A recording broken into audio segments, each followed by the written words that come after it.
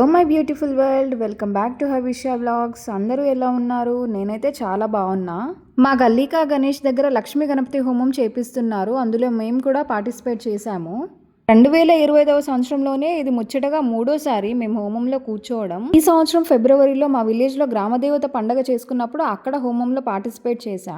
అది first time. ఆ తర్వాత మా ఇంటి గృహప్రవేశం చేసుకున్నాము ఏప్రిల్లో. అప్పుడైతే హోమం పెట్టించుకున్నాము. ఇంకా ముచ్చటగా మూడోసారి అయితే మా గణపయ్య దగ్గర హోమంలో పార్టిసిపేట్ చేశాము.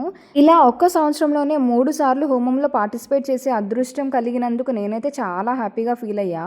అయ్యగారు హోమం అయితే సూర్యోదయం అవ్వకముందే పూర్తవ్వాలి అని చెప్పారు.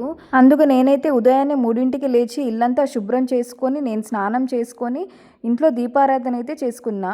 అలా దీపారాధన పూర్తయిందో లేదో ఊర్లో అయితే హెవీ రైన్ పడింది. అసలు హోమం చేసుకుంటామో లేదో అని అనిపించింది.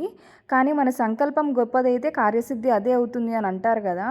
ఆ తర్వాత వర్షం తగ్గిపోయింది. మేమైతే హోమంలో పార్టిసిపేట్ చేశాము. వర్షం తగ్గిపోయాక అందరము మండపం దగ్గరికి అయితే చేరుకున్నాము. ఆ తర్వాత అయ్యగారు చెప్పినట్టుగా మగవాళ్ళు హోమగుండాలను అయితే సిద్ధం చేశారు. లేడీస్ అందరము అయితే ఆ హోమగుండాల మీద బియ్యపిండి వేసి దాని మీద పసుపు కుంకుమతో ముగ్గులైతే పెట్టుకున్నాము. ముగ్గులు వేయడం పూర్తయిపోయాక హోమగుండం మీద 8 దిక్కులు పూలైతే పెట్టుకున్నాము. ఆ తర్వాత మా హోమం ప్రాసెస్ అయితే స్టార్ట్ అయిపోయింది.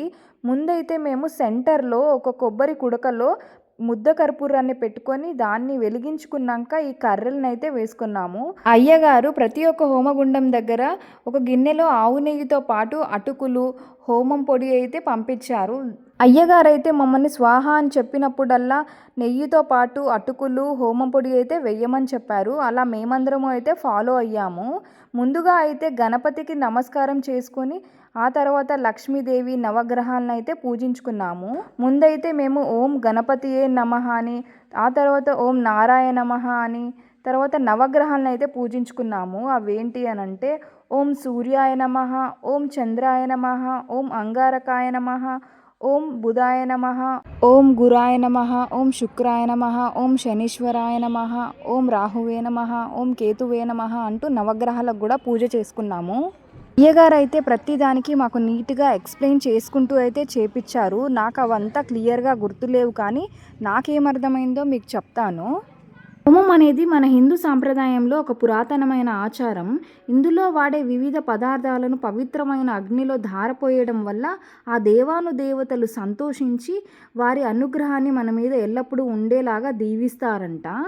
ఇంతవరకు బాగానే ఉందక్క, కానీ అసలు హోమం చేయడం వల్ల ఎలాంటి ప్రయోజనాలు కలుగుతాయి అని మీకు డౌట్ వచ్చి ఉంటుంది కదా.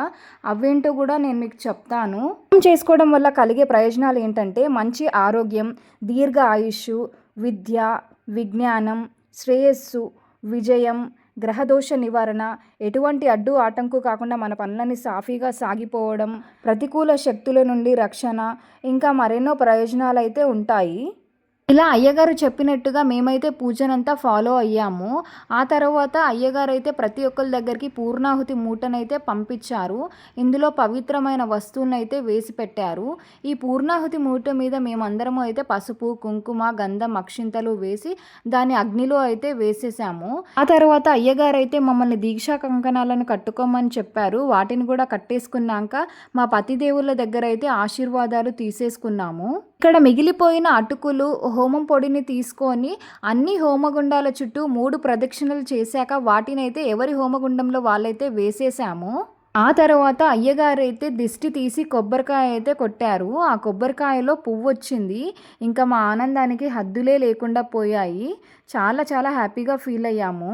ఇలా దిష్టి తీయడం, బలి అంతా అయిపోయాక అయ్యగారు అయితే అందరికీ తీర్థ ప్రసాదాలను అయితే ఇచ్చారు.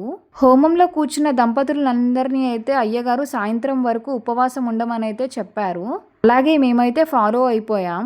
హోమం అంతా పూర్తయిపోయాక అయ్యగారి ఆశీర్వాదాలు కూడా తీసేసుకున్నాం. పూజ అంతా పూర్తయిపోయాక గణపయ్యకు మరోసారి మనస్ఫూర్తిగా మొక్కుకొని ఇలాంటి పూజలు మరెన్నో చేసుకునే శక్తి సామర్థ్యాలను నాకు ఇవ్వు తండ్రి అని మనస్ఫూర్తిగా అయితే కోరుకున్నా. ఇలా మా హోమం అయితే చాలా చాలా బాగా జరిగింది.